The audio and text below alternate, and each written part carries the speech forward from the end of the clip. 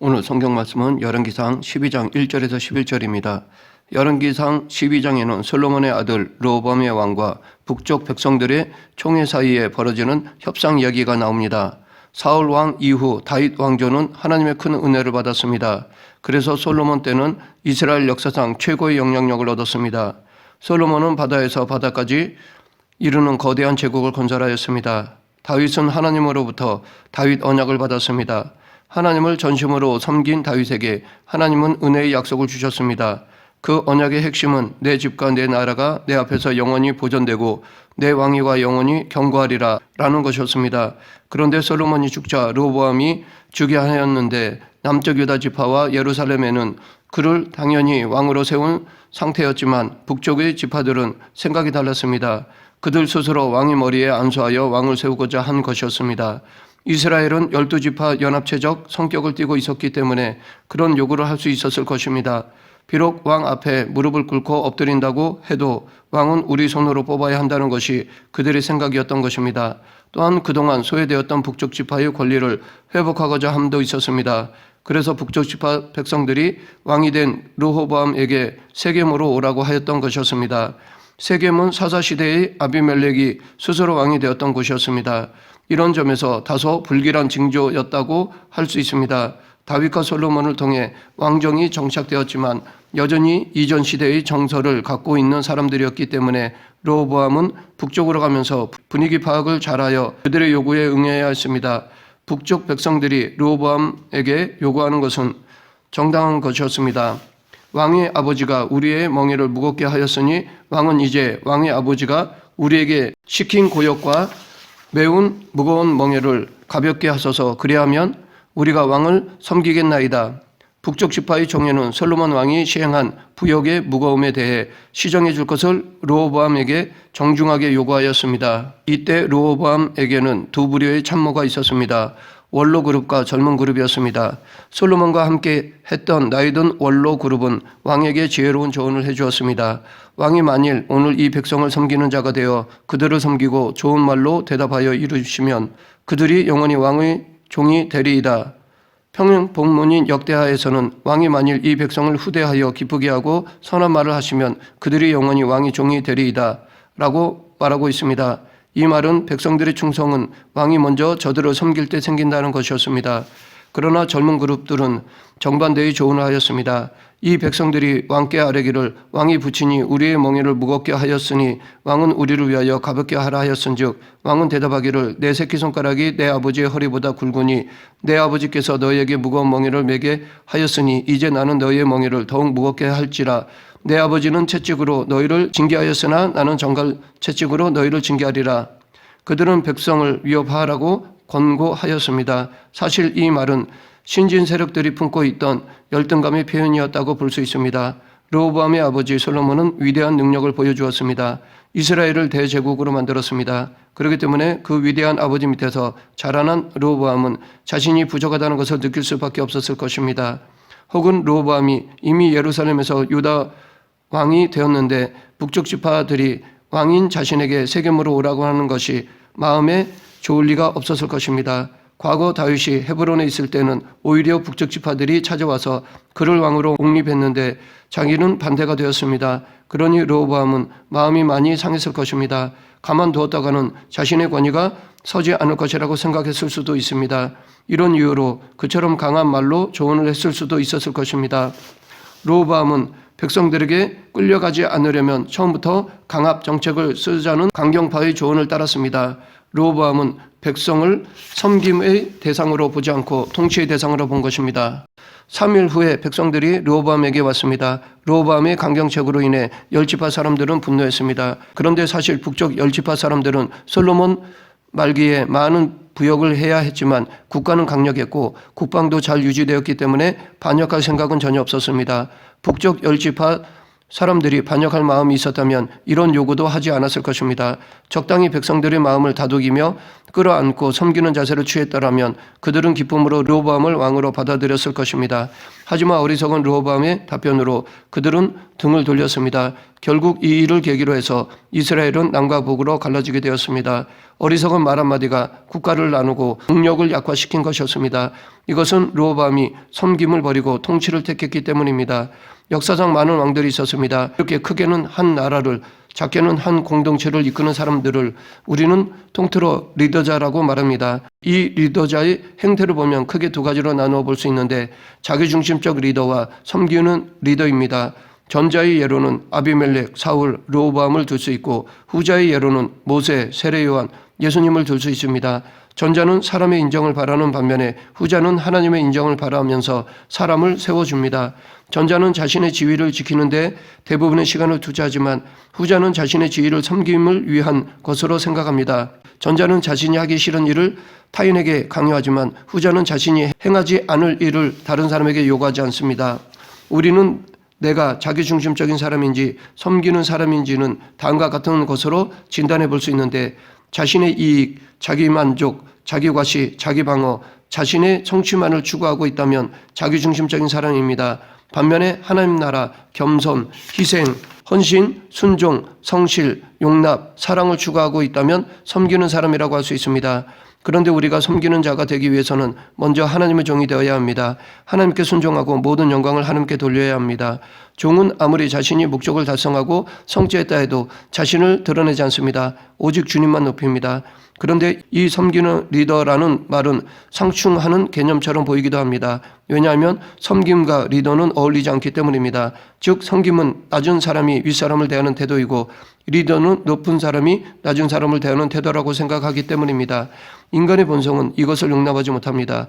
내 안에 숨겨진 본성은 지위와 특권, 명성과 존경, 과시와 자랑, 성공과 성장을 추구합니다. 세상의 지배자들은 자기 뜻대로 행동하고 군림하고 명령하고 지배하고 자기 영광을 구하고자 다른 사람을 희생시키려 합니다. 이것은 지금 우리도 마찬가지일 것입니다. 우리도 그 자리에 있다면 이런 행태를 보였을 것입니다. 하지만 영적 리더십은 세속적인 리더십과 본질적으로 다릅니다. 영적인 리더십은 섬기는 리더십입니다. 섬기는 리더십은 본질적으로 인간의 본성과 맞지 않습니다. 따라서 영적인 리더십을 발휘하기 위해서는 성령의 역사가 절대적으로 필요합니다. 이 섬김의 리더십이 예수님의 방식이셨습니다. 예수님은 공생의 기간 동안 어떤 공적인 자리도 차지한 적이 없으셨습니다. 하지만 영적인 권위가 있으셨고 가시는 곳마다 많은 사람들이 모여 그분의 말씀을 경청했습니다. 종교 지도자들이 경계하고 시기하고 미워하던 예수님의 이런 리더십은 섬김에서 온 것입니다. 실제로 높은 자리와 리더십은 같지 않습니다. 지위가 리더십을 발휘할 기회를 주는 것은 사실이지만 그 지위가 당신이 참 리더자라는 것을 보증해 주는 것은 아닙니다. 리더자가 하나님의 손에 붙잡히게 될 때 진정으로 위대해질 수 있습니다. 즉 예수님의 섬김의 방식을 따를 때 좋은 리더십을 발휘할 수 있습니다. 예수님이 리더십의 본질이 섬김임을 강조하셨습니다. 서기관들과 바리새인들을 책망하시면서 너희 중에 큰 자는 너희를 섬기는 자가 되어야 하리라 라고 말씀하셨습니다. 섬기는 자의 헬라어는 디아코노스입니다. 디아는 무엇을 통하여 라는 뜻이고 코노스는 먼지, 흙, 티끌이라는 뜻입니다. 그러므로 디아코노스는 먼지를 통하여를 의미하는데 즉 섬김은 먼지투성이 길 위에 서는 것을 의미합니다.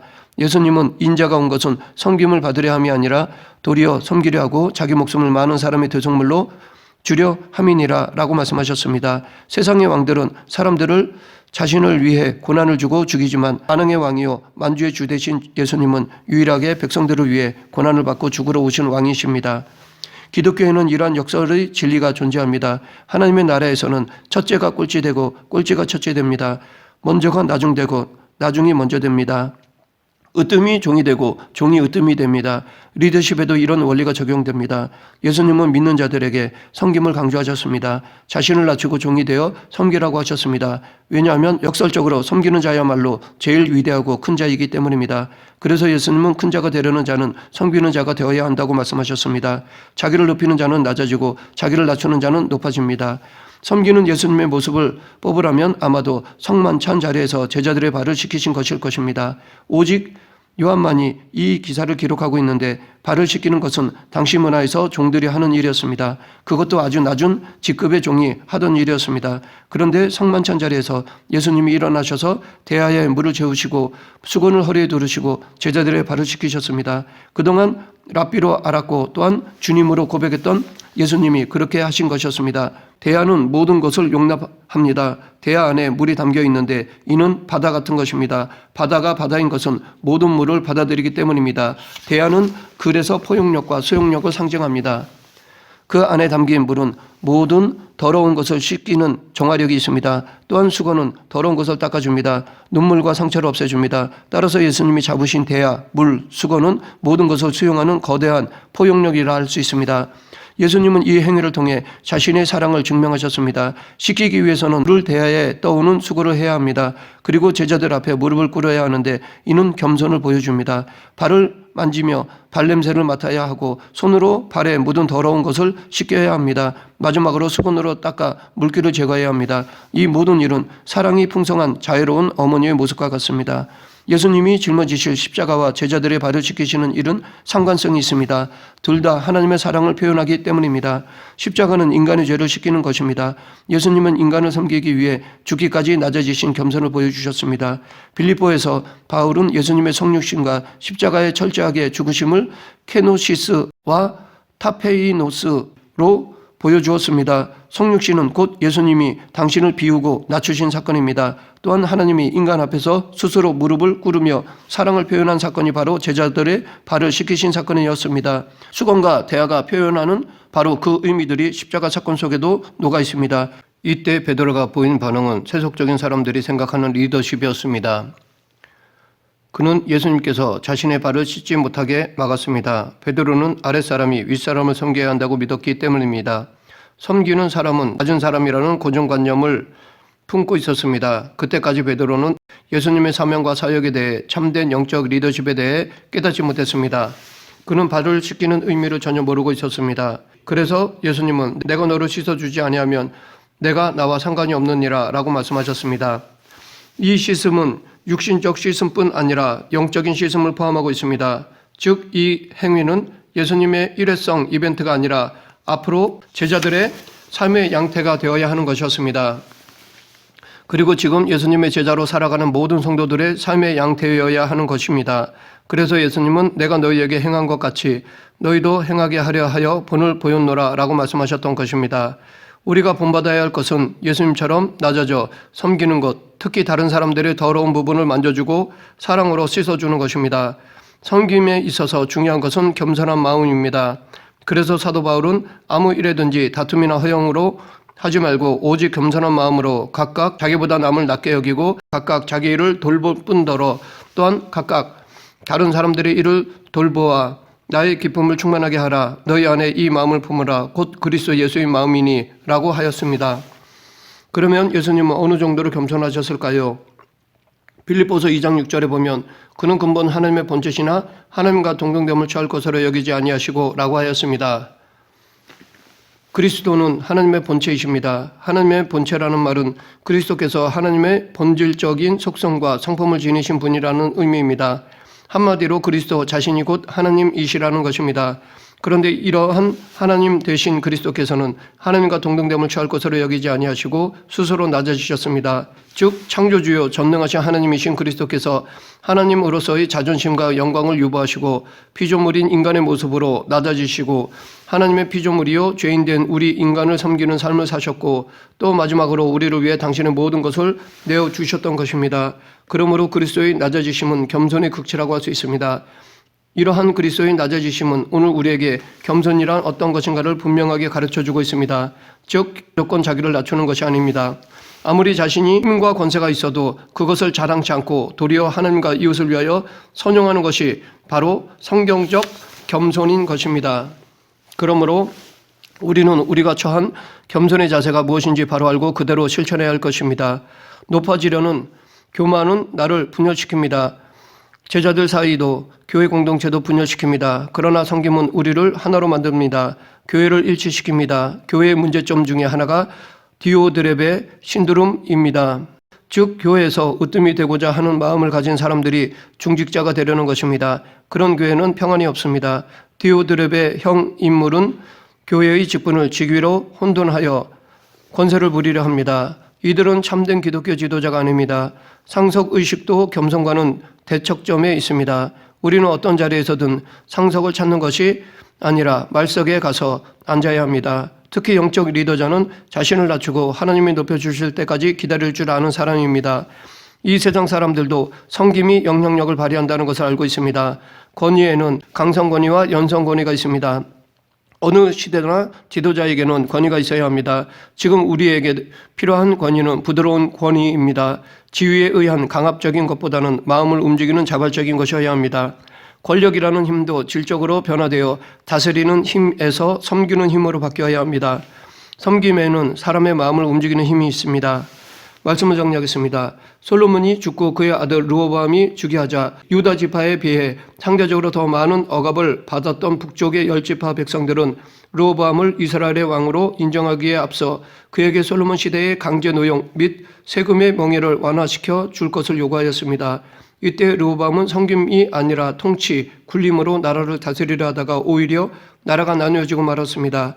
지금의 우리는 아직 예수님을 믿지 않는 자들의 영적 리더자라고 할 수 있습니다. 불신자들을 참된 삶으로 인도하는 리더자입니다. 그렇기 때문에 우리도 영적인 리더십을 발휘해야 합니다. 이 영적 리더십은 르호보암처럼 통치의 개념이 아니라 섬김의 개념입니다. 예수님이 우리를 섬기셨던 것처럼 섬김의 리더십을 발휘해야 합니다. 그럴 때 불신자들이 변화됩니다. 우리 모두 예수님이 본으로 보여주신 섬김의 삶을 살아감으로 불신자들에게 복음을 증거하는 성도가 되길 간절히 축원합니다. 기도하겠습니다. 사랑의 하나님, 예수님을 본받아 섬김의 리더십을 발휘하여 예수님의 사랑으로 세상을 변화시키는 그리스도인이 되게 하여 주시옵소서. 예수님 이름으로 기도드립니다. 아멘.